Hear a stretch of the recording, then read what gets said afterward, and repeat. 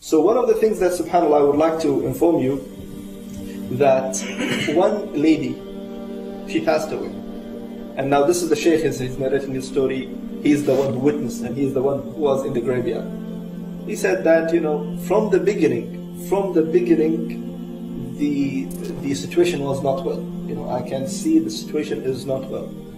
While giving the ghusl, the face is I can realize, because he's going through experience of 30 years, and smell from the other side and all the other signs. He said, okay, till here I can ignore, and I can just say, okay, maybe it's just a smell coming out of the body and dead body and whatsoever. He said until they took the body into that bed, and they carried the bed until the graveyard, or until the grave, the Shaykh saying, in the graveyard, we were more than we are a big in number. The number can flip the whole car, We are many in number in the graveyard. Now we want to carry this woman and put her inside the graveyard, or the grave, and she is not moving. The 5-6 brothers are trying to, pull this lady. She is not moving. Another 4 or 5 brothers coming and trying to hold this body, and she is not moving. And that's why the Shaykh said, our number was enough to flip the whole car. But this body with small size and small body, she is not moving from her bed. So what's wrong? And he did his best. That body is not moving from that bed. And now he said, I went through all these fiqhi issues and all these books.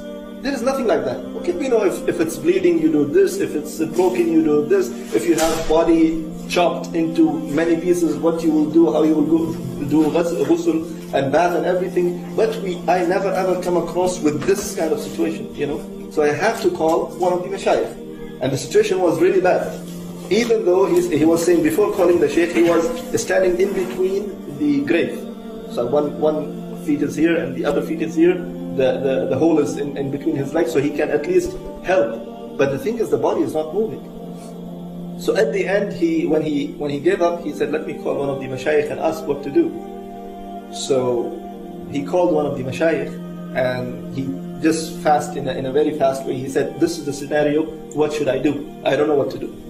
So the Shaykh said, well, keep reading, start reading the Quran also. So he said, well, according to my experience, the dead person will not hear, so why I have to read? He said, just read, I cannot give you any answer, just read that. So he said, okay, I came back to the dead body, and I started reading randomly, some from the Surah Yasin, some from Surah Al-Qaf, some verses from here and some verses from here.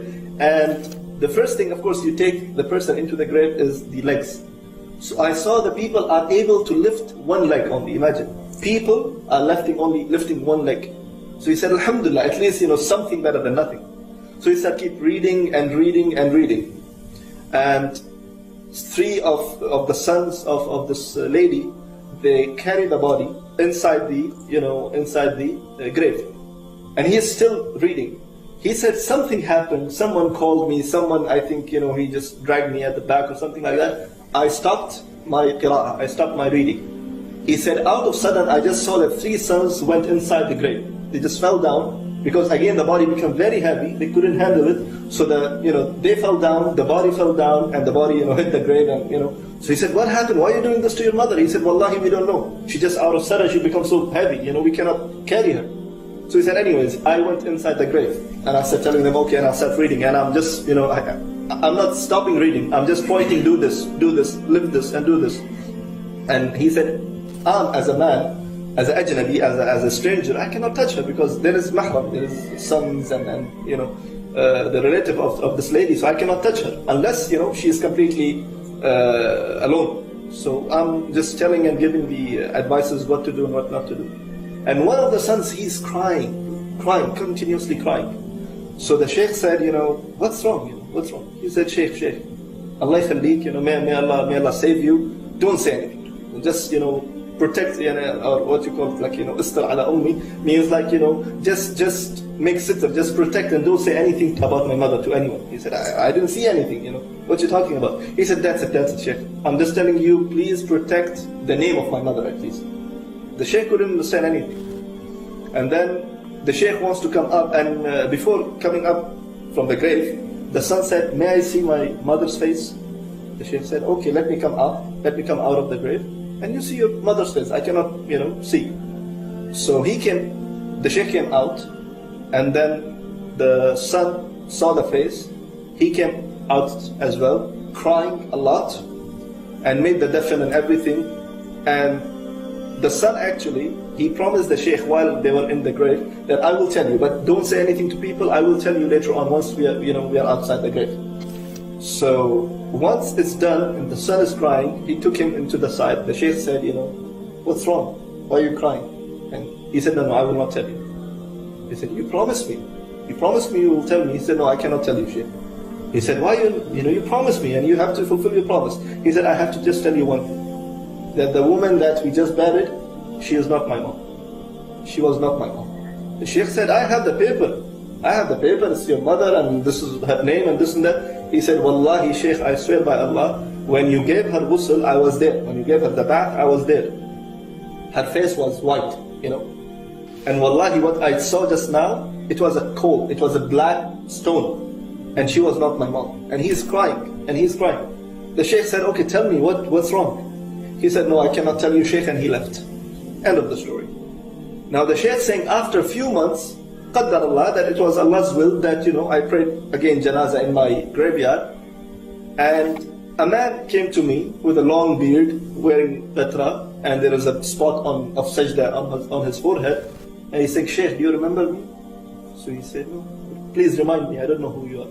He said, do you remember a few months ago, there was a lady refusing going inside the grave, and I'm the son. So he said, okay, I think he was before different than now. He said, yes, alhamdulillah, I made a tawbah, and I'm changed.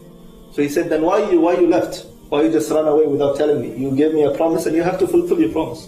So he said, I will give you now what exactly happened, and I will tell you right now. The Shaykh said, what happened? He said, my mother, in her whole life, she never ever prayed.